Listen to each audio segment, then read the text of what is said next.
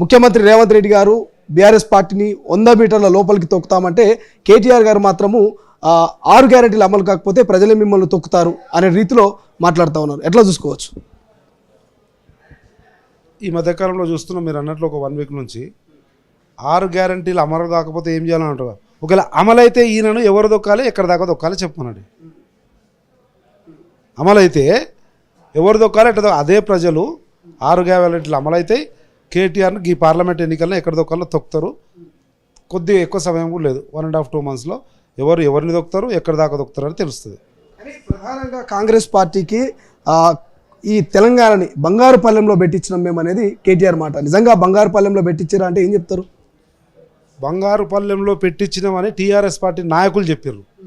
కేటీఆర్ చెప్పిండు, హరీష్ చెప్పిండు, కవిత చెప్పింది, లేకపోతే వాళ్ళ డాడీ చెప్పిండు, కేసీఆర్.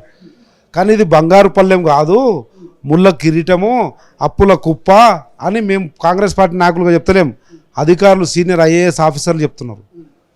శ్వేతపత్రాలు వచ్చినాయి కదా, అది ఇచ్చింది అధికారులు, సీనియర్ ఐఏఎస్ అధికారులు 10 సంవత్సరాలుగా వాళ్ళతో పాటు పనిచేసి వాస్తవాలను బయటకు తీసి చెప్పేది ఐఏఎస్ ఆఫీసర్లు. వాస్తవాలు బయటకు వస్తున్నాయి. కానీ బంగారు పల్లెం అన్నది ఎవరు? వాళ్ళ రాజకీయ పార్టీ నాయకులు కేటీఆర్, హరీష్ రావు, కవితలు, కేసీఆర్లు తప్ప అధికారులు అనలే. ఈరోజు అధికారులు వాస్తవాలు చెప్తాం, అది గ్రహించమని కోరుతా ఉన్నాం. కానీ ప్రజలు అసంతృప్తిగా ఉన్నారు. ఖచ్చితంగా 6 నెలల్లో కాంగ్రెస్ మీద తిరగబడతారంటూ వ్యాఖ్యలు చేస్తారు. నిజంగా తిరగబడే అవకాశం ఉందా 6 గ్యారెంటీలు అమలు కాకపోతే? మా దగ్గర 12 మంది మినిస్టర్లు ఉన్నారు. 12 మంది మినిస్టర్లు మా శాసనసభ్యులు రాష్ట్రంలో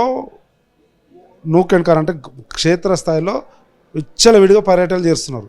ఎక్కడైనా ఒక్క దగ్గరైనా ఒక చీమ చిటుకుమన్నటువంటి సన్నివేశం కనిపించిందా? లేదు.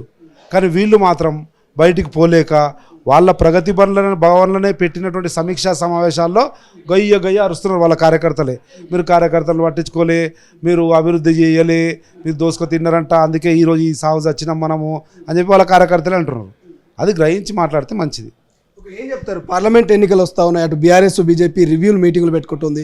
కాంగ్రెస్ ఎట్లా ముందుకు పోతుంది పార్లమెంట్ ఎన్నికల వేళ? ఓడిపోయినటువంటి ఒక నిస్తేజంలో వాళ్ళు ఉన్నారు కనుక కార్యకర్తలను పిలుచుకొని కొద్దిగా సంజాయించుకొని వాళ్ళు ప్రశ్నలు అడిగితే దానికి సమాధానాలు చెప్పి ఎట్లయితే మళ్ళా కుదుటపడడానికి చేసే ప్రయత్నం వాళ్ళది. మేమేమో విజయోత్సవంలో ఉన్నాం, కథన రంగంలో ఆల్రెడీ ఉన్నాము, విజయం సాధించినాము. ఆ విజయాన్ని మళ్ళీ కంటిన్యూ చేయడానికి చేసే ప్రయత్నము క్షేత్రస్థాయిలో జరుగుతూ ఉంది. మా పిసిసి అధ్యక్షులు ప్రస్తుత ముఖ్యమంత్రి గారు అన్ని పార్లమెంట్ వైజ్ రివ్యూ అయిపోయింది. మా ఎమ్మెల్యేలతో ఉమ్మడి జిల్లా వైజు ఎమ్మెల్యేలతో మీటింగ్ అయిపోయింది. మా దీపాదాస్ మున్షి గారు ఇన్ఛార్జ్గా పార్లమెంట్ వైజ్ రివ్యూలు తీసుకుంటా ఉన్నారు. ఇన్ఛార్జ్లు అనేసారు, మంత్రులను అప్పచెప్పారు.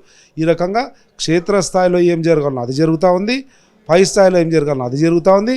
రేపు 20వ తేదీ బ్రహ్మాండంగా ఇంతకుముందు ఏ రాజకీయ పార్టీ చరిత్రలో నిర్వహించని విధంగా 25వ తేదీ ఎల్బీ స్టేడియం సాక్షిగా తెలంగాణ రాష్ట్రంలో ఉన్నటువంటి 45 బూతులకు సంబంధించినటువంటి బూత్ లెవెల్ ఏజెంట్లు బిఎల్ఏస్ ఎవరైతే ఉంటారో 45,000కు సంబంధించినటువంటి కాంగ్రెస్ పార్టీ బూత్ లెవెల్ అధ్యక్షులు ఎవరైతే ఉంటారో వాళ్ళందరూ ఎల్బీ స్టేడియంలో సమావేశం అవుతున్నారు. దానికి మా అఖిల భారత కాంగ్రెస్ కమిటీ అధ్యక్షులు మల్లికార్జున్ ఖార్గే గారు వచ్చి వారికి ఉపదేశాన్ని ఇచ్చి రేపు మళ్ళీ మొన్నెట్లయితే విజయం సాధించినా అంతకంటే అద్భుతమైన విజయం పార్లమెంట్ ఎన్నికల్లో సాధించడానికి ఒక కార్యాచరణ, ఒక వ్యూహం రచించడం, దాన్ని ముందు తీసుకుపోతాం.